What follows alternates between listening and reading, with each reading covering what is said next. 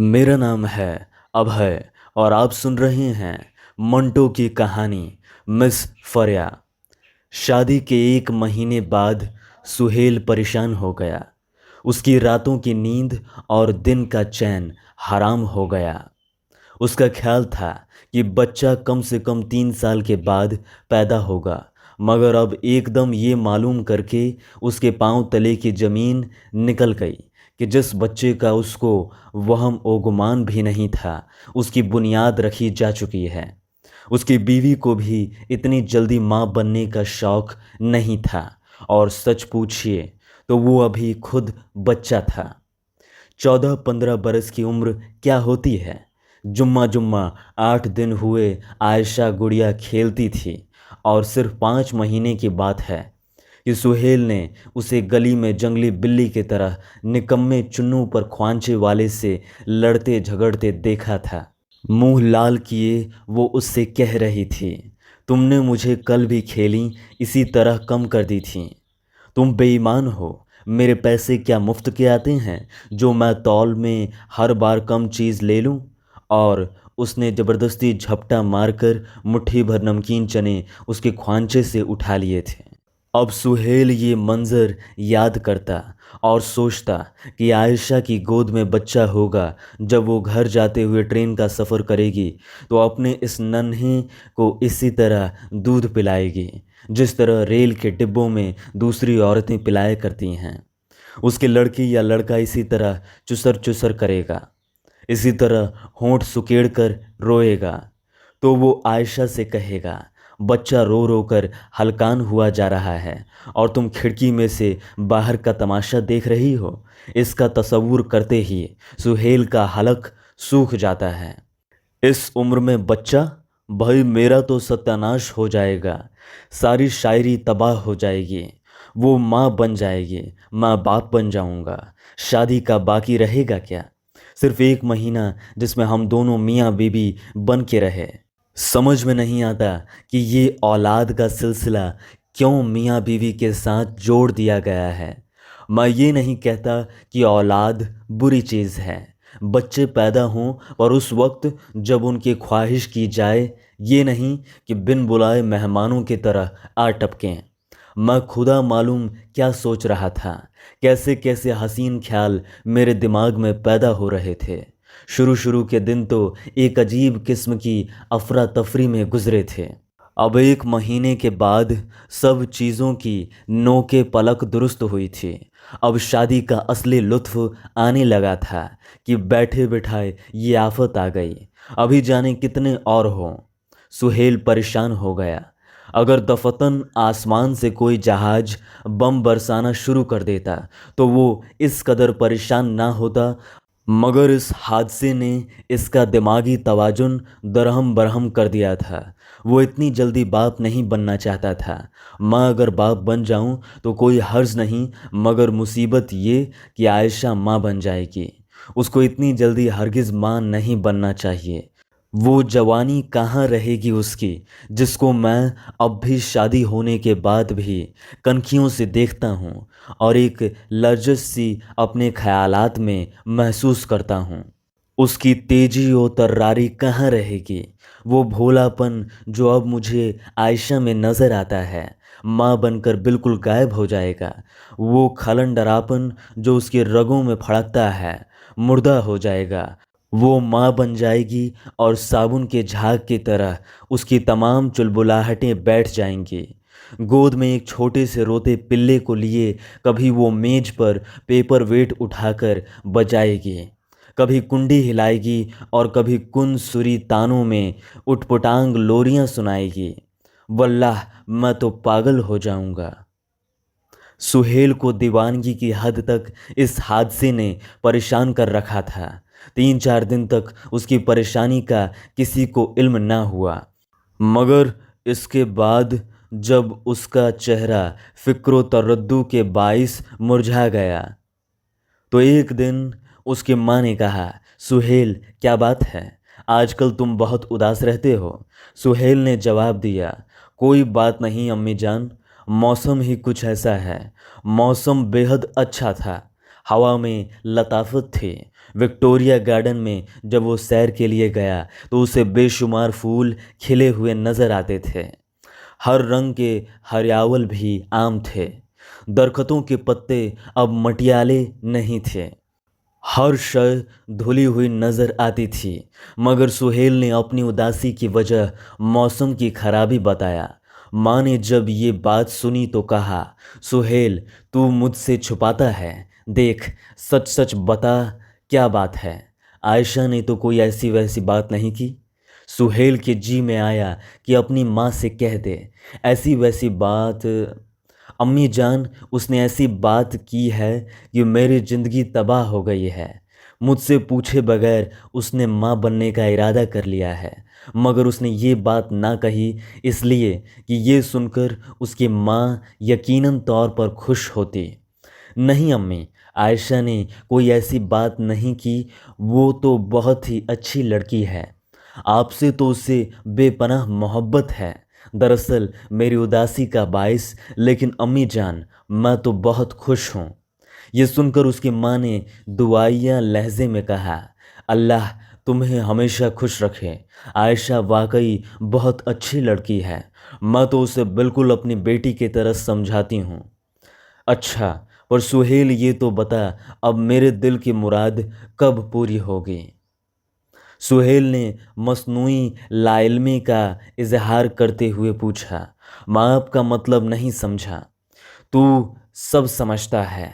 मैं पूछती हूँ कब तेरा लड़का मेरी गोद में खेलेगा। सुहेल, दिल की एक आरजू थी कि तुझे दूल्हा बनता देखूं। सो ये आरजू खुदा ने पूरी कर दी। अब इस बात की तमन्ना है कि तुझे फलता फूलता भी देखूं। सुहेल ने अपनी माँ के कंधे पर हाथ रखा और खिसियानी हंसी के साथ कहा, अम्मी जान आप तो हर वक्त ऐसी ही बातें करती रहती हैं। 2 बरस तक मैं बिल्कुल औलाद नहीं चाहता। 2 बरस तक तू बिल्कुल औलाद नहीं चाहता? कैसे? यानी तू अगर नहीं चाहेगा तो बच्ची बच्चा नहीं होगा? वाह, ऐसा भला कभी हो सकता है? औलाद देना ना देना उसके हाथ में है और ज़रूर होगा। अल्लाह के हुक्म से कल ही मेरी गोद में पोता खेल रहा होगा। सुहेल ने इसके जवाब में कुछ न कहा। वो कहता भी क्या, अगर वो अपनी माँ को बता देता कि आयशा हामिला हो चुकी है तो जाहिर है कि सारा राज फाश हो जाता और वो बच्चे की पैदाइश रोकने के लिए कुछ भी ना कर सकता। शुरू शुरू में उसने सोचा था कि शायद कोई गड़बड़ हो गई है। इसने अपने शादीशुदा दोस्तों से सुना था कि औरतों के हिसाब व किताब में कभी कभी ऐसा हेर फेर हो जाया करता है। अभी तक ये ख्याल उसके दिमाग में जमा हुआ था। उसके मौहूम होने पर भी उसको उम्मीद थी कि चंद ही दिनों में मसला साफ हो जाएगा। 15-20 दिन गुजर गए मगर मसला साफ ना हुआ। अब उसकी परेशानी बहुत ज़्यादा बढ़ गई।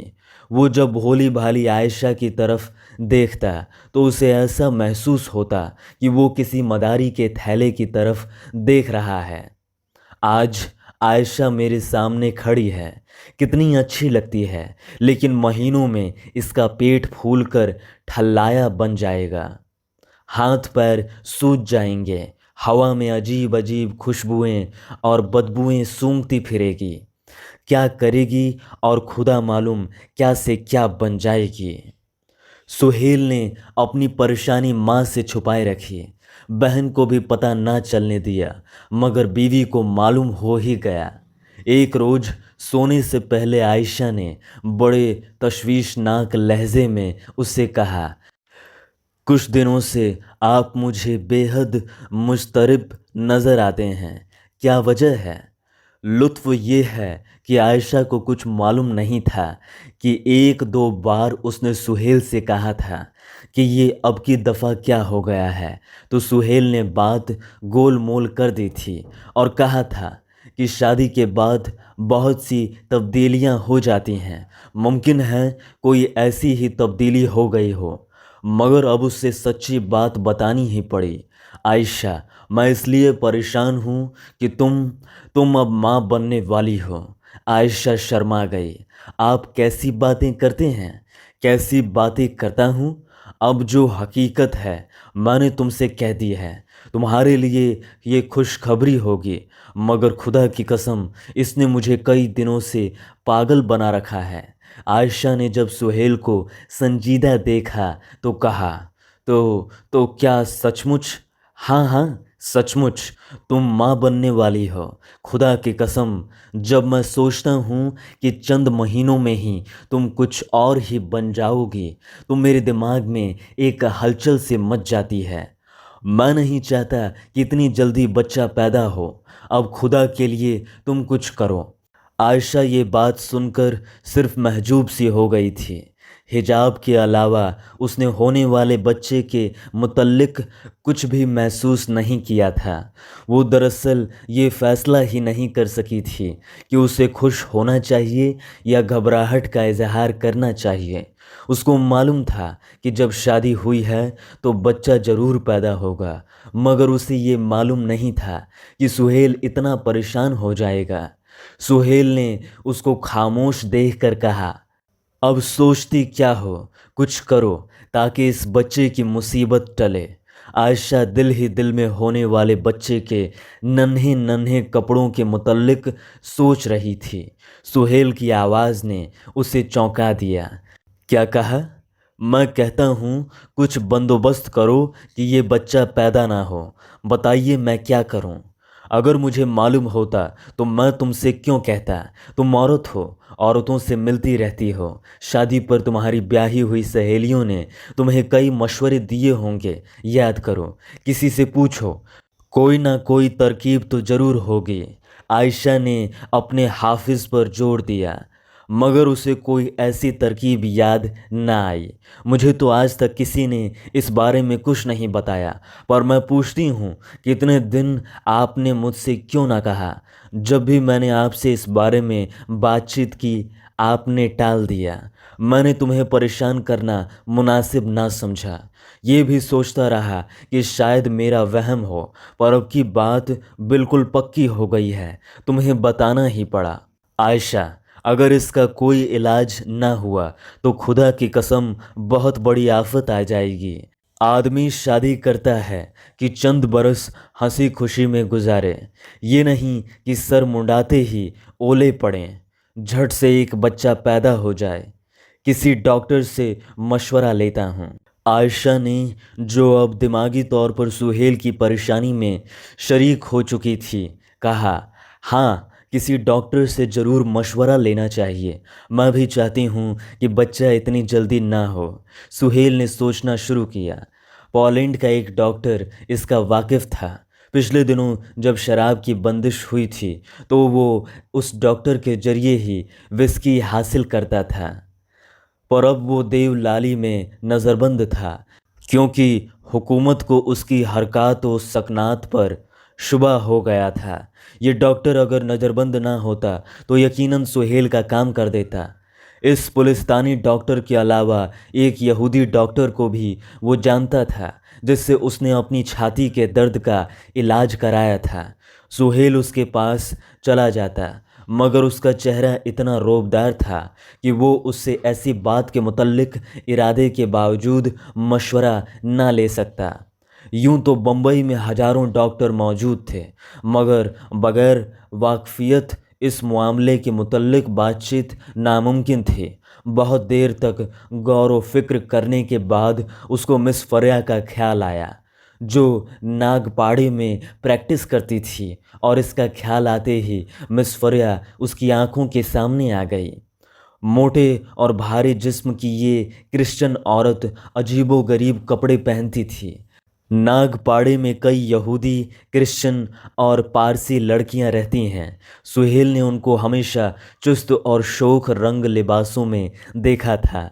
स्कर्ट घुटनों से जरा नीची, नंगी पिंडलियाँ, ऊंची एड़ी की सैंडल, सर के बाल कटे हुए, इनमें लहरें पैदा करने के नए नए तरीके, होठों पर गाढ़ी सुर्खी, गालों पर उड़े उड़े रंग का गाजा, भवें मूंद कर तीखी बनाई हुई। इन लड़कियों का बनाव श्रृंगार कुछ इस किस्म का होता है कि निगाहें इन चीज़ों को पहले देखती थीं जिनसे औरत बनती है।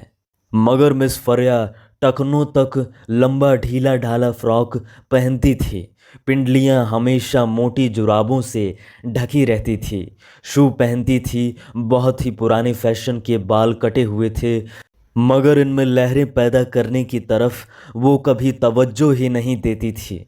इस बेतवज्जुह के बाइस इसके बालों में एक अजीब किस्म की बेजानी और खुश्की पैदा हो गई थी। रंग काला था जो कभी कभी संवलाहट भी इख्तियार कर लेता था। आयशा ने थोड़ी देर तक बच्चे की पैदाइश के मुतल्लिक गौर किया और सुहेल के पहलू में सो गई। गौर व फिक्र हमेशा उसको सुला दिया करता था। आयशा सो गई मगर सुहेल जागता रहा और मिस फरिया के मुतल्लिक सोचता रहा। ठीक 1 बरस पहले इन्हीं दिनों में जब उसके कमरे में ना ये नया पलंग था जो आयशा दहेज में लाई थी और ना खुद आयशा थी, तो सुहेल ने एक बार मिस फरिया को खास जाविये से देखा था। सुहेल की बहन के यहाँ बच्चा पैदा होने वाला था। ये मालूम करने के लिए कि बच्चा कब पैदा होगा मिस फरिया को बुलाया गया था। सुहेल नया नया बम्बई आया था। नागपाड़ी की शोक तितलियां देख देख कर जो बिल्कुल उसके पास से फड़फड़ाती हुई गुजर जाती थीं, इसके दिल में ये ख्वाहिश पैदा हो गई थी कि वो इन सब को पकड़कर अपनी जेब में रख ले। मगर जब ये ख्वाहिश पूरी ना हुई और वो नाउमीदी की हद तक पहुंच गया तो उसे मिस फरिया दिखाई दी। पहली नज़र में सुहेल के जमालियाती जौक को सदमा सा पहुंचा। कैसी बेडौल औरत है, लिबास कैसा बेहुदा है और कद थोड़े ही दिनों में भैंस बन जाएगी। मिस फरिया ने उस रोज काले रंग की जालीदार टोपी पहन रखी थी जिसमें 3-4 शोख रंग के फुंदने लगे हुए थे। ऐसा मालूम होता कि कीचड़ में अलूचे गिर पड़े हैं। फ्राक जो टखनों तक बड़े उदास अंदाज में लटक रहा था छपी हुई जारजट का था। फूल खुशनुमा थे। कपड़ा भी अच्छा था मगर बहुत ही भोंडे तरीके पर सिया गया था। मिस फरिया जब दूसरे कमरे से फारिग होकर आई तो उसने सुहेल से अंग्रेजी में कहा, गुसल खाना किधर है, मुझे हाथ धोने हैं। गुसल खाने में सुहेल ने मिस फरिया को बहुत करीब से देखा तो उसे निस्वानियत के कई जर्रे उसके साथ चिमटे हुए नजर आए। सुहेल ने अब उसे पसंद करने की नीयत से देखना शुरू किया। बुरी नहीं, आंखें खूबसूरत हैं, मेकअप नहीं करती तो क्या हुआ, ठीक है। हाथ कैसे अच्छे हैं। मिस फरिया के ऊपरी होंठ पर हल्की हल्की मूछें थी। काम करने के बाइस पसीने की नन्ही नन्ही बूंदें नमूदार हो गई थी। सुहेल ने जब उनकी तरफ देखा तो मिस फरिया उसे पसंद आ गई। पसीने की ये फुहार सी जो उसकी मूछों की रोई पर कपकपा रही थी उसे बहुत ही भली मालूम हुई। सुहेल के जी में आया कि वो कुछ करना शुरू कर दे जिससे उसका सारा जिस्म अर्क आलूद हो जाए। मिस फरिया जब हाथ पोंछकर फारिग हो गई तो उसने सुहेल की माँ से कहा, आप इनको हमारे साथ भेज दीजिए, मैं दवा तैयार करके दे दूंगी और इस्तेमाल करने की तरकीब भी समझा दूंगी। नागपाड़ी तक जहाँ वो प्रैक्टिस करती थी विक्टोरिया में सुहेल ने उससे कोई ख़ास बात ना की। कौनेन के मुतल्लिक उसने चंद बातें दरियाफ़त की कि मलेरिया में कितनी मिकदार उसकी खानी चाहिए। फिर उसने दांतों की सफाई के बारे में उससे कुछ मालूमात हासिल की। इतने में वो जगह आ गई जहां मिस फरिया एमबीबीएस की बोर्ड लटका रहता था। पहली मंजिल के एक कमरे में मिस फरिया का मतब था। इस कमरे के 2 हिस्से किए गए थे। एक हिस्से में मिस फरिया की मेज थी जहां वो आम तौर पर बैठती थी। दूसरे हिस्से में उसकी डिस्पेंसरी थी। डिस्पेंसरी की 2 अलमारियों के अलावा वहाँ एक छोटा सा तख्त भी था जिस पर गालिबन वो मरीज लेटाकर देखा करती थी। मिस फरिया ने कमरे में दाखिल होते ही अपनी टोपी उतार दी और एक कील पर लटका दी। सुहेल इस बेंच पर बैठ गया जो मेज के पास बिछी थी। टोपी उतारकर मिस फरिया ने नीम अंग्रेजी और नीम हिंदुस्तान लहजा में आवाज़ दी। छोकरा। कमरे के दूसरे हिस्से से एक मरियल सा आदमी निकल आया और कहने लगा, हाँ मैम साहब। मैम साहब कुछ ना बोलें और दवा बनाने के लिए अंदर चली गईं। सुहेल इस दौरान में सोचता रहा कि मिस फरिया से किसी तरह दोस्ती पैदा करनी चाहिए। वो थोड़ा सा वक्त जो उसे मिला इसी सोच विचार में खर्च हो गया और मिस फरिया दवा बनाकर ले आई। कुर्सी पर बैठकर उसने शीशी पर गोंद से लेबल चिपकाया और पुड़ियों पर नंबर लगाने के बाद कहा, ये 2 दवाएं हैं। पुड़िया अभी जाकर पानी के साथ दे दीजिए और इसमें से एक खुराक आधे घंटे के बाद पिला दीजिएगा, फिर हर तीसरे घंटे के बाद इसी तरह। सुहेल ने पुड़िया उठाकर जेब में रख ली, शीशी हाथ में ले ली और मिस फरिया की तरफ कुछ अजीब निगाहों से देखना शुरू कर दिया। वो घबरा गई। आप भूल तो नहीं गए? सुहेल ने इसी अंदाज से देखते हुए कहा, मैं भूला नहीं, मुझे सब कुछ याद है। मिस फरिया की समझ में ना आया कि वो क्या कहे। तो ठीक है। सुहेल दरअसल अपने इरादे को मुकम्मल कर रहा था और साथ ही साथ टिकटकी बांधे उसे देखे जा रहा था। मिस फरिया ने चंद कागजात उठाकर मेज के एक तरफ रख दिए।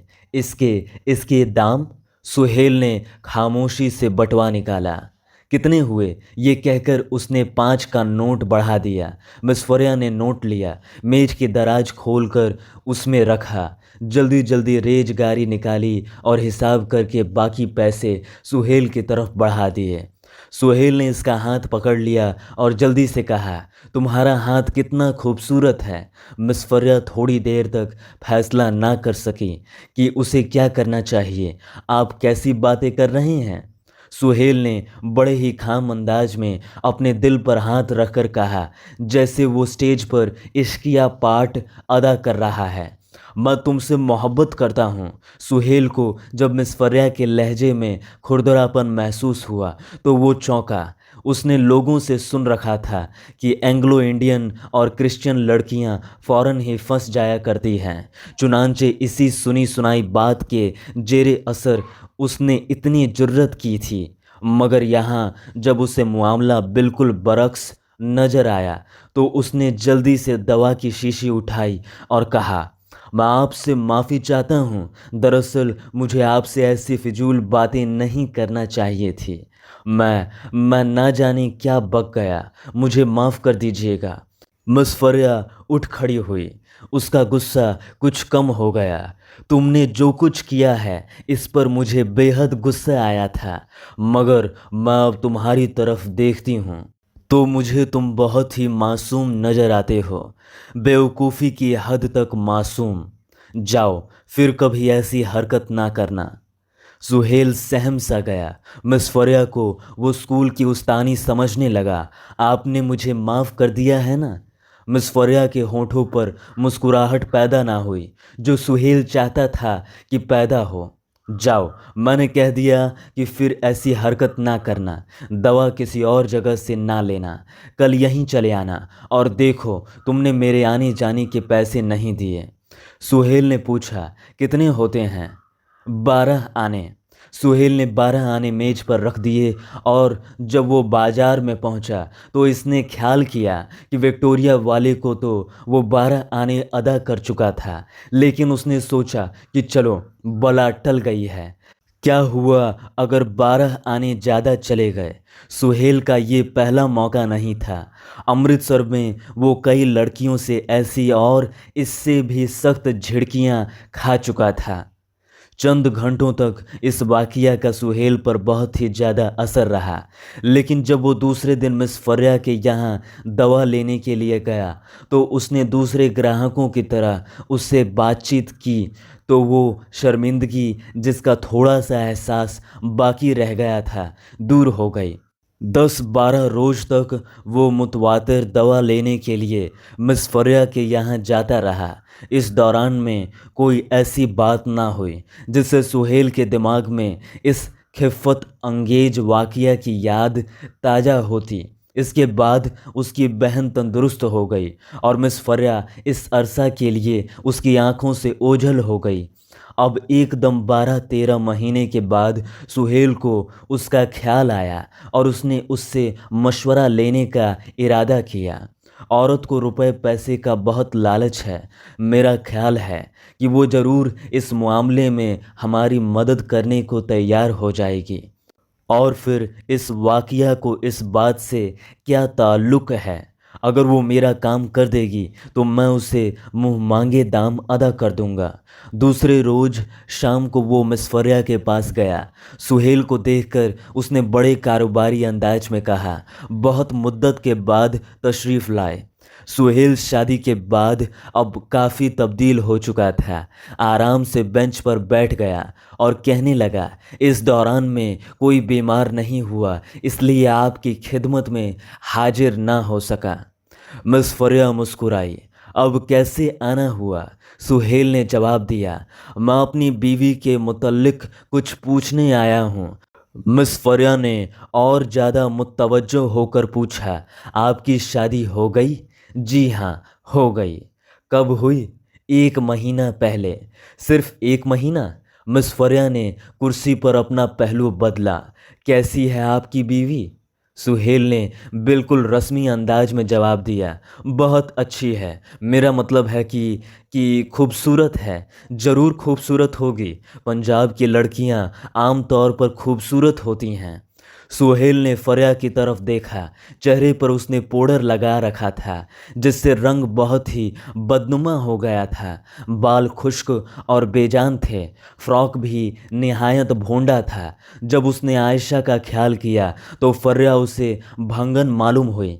दिल ही दिल में वो हंसा और पुराना बदला लेने के खातिर उसने कहा, मेरी बीवी बहुत खूबसूरत है, तुम उसे देखोगी तो पता चलेगा।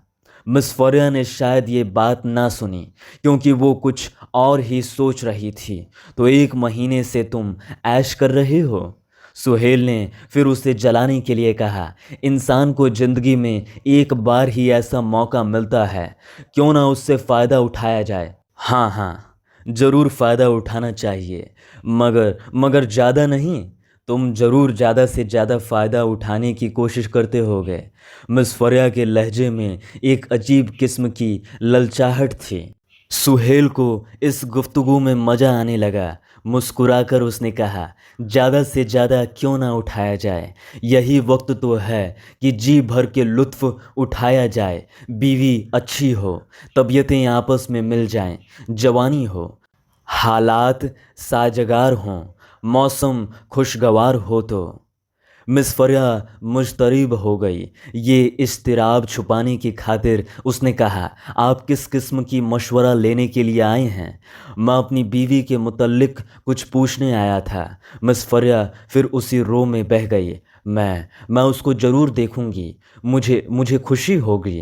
किसे मालूम था कि तुम इतनी जल्दी शादी कर लोगे। तुम्हारी ज़िंदगी में, मेरा मतलब है कि तुम्हारी ज़िंदगी में ज़रूर एक बहुत बड़ी तब्दीली हो गई होगी। सुहेल ने जवाब दिया, तब्दीली? कोई ख़ास तब्दीली पैदा तो नहीं हुई। मैं पहले भी ऐसा ही था। ख़ास फ़र्क पड़ भी क्या सकता है। हर हाल में खुश हूँ, बहुत ही खुश हूँ। शादी बहुत अच्छी चीज़ है।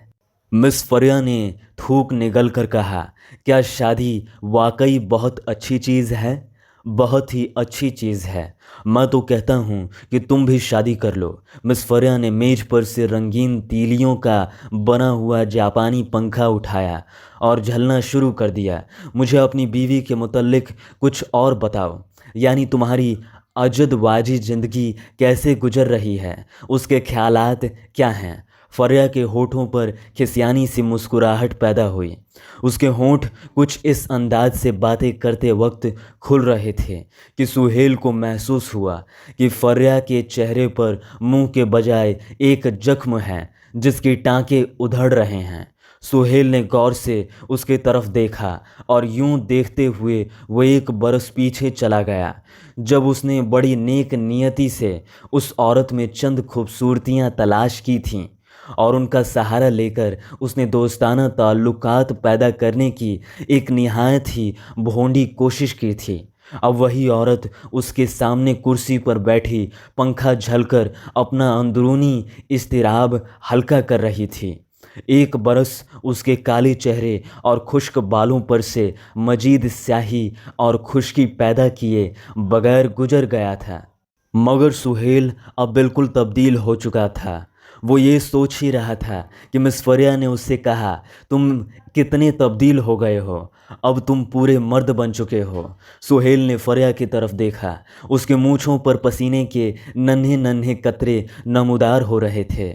उनको देखकर अब उसके दिल में वो पहले सी ख्वाहिश पैदा ना हुई। मिस फरिया ने पंखा मेज पर रख दिया और कोहनियाँ टेक कर सुहेल की तरफ उन बिल्लियों की तरह देखने लगी जो मौसम में बहार में लौटकर उदास उदास आवाज़ें निकाला करती हैं।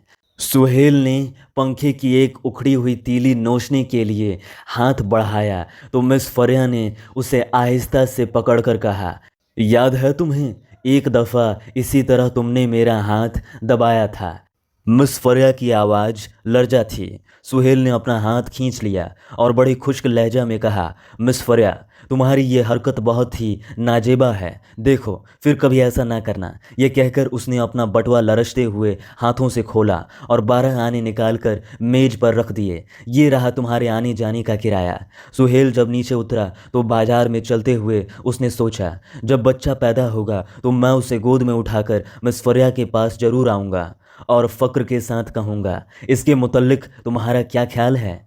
सुहेल बहुत खुश था। जब उसने मज़ा लेने के खातिर ये सारा वाक़या धराया तो आखिर में 12 आने आए जो उसने कांपते हुए हाथों से निकालकर मिस फरिया की मेज पर रखे थे। अरे, मैंने उसे 12 आने क्यों दिए, ये किराया किसका था। सुहेल जब उसका जवाब तलाश ना कर सका तो बेइख्तियार हंस पड़ा।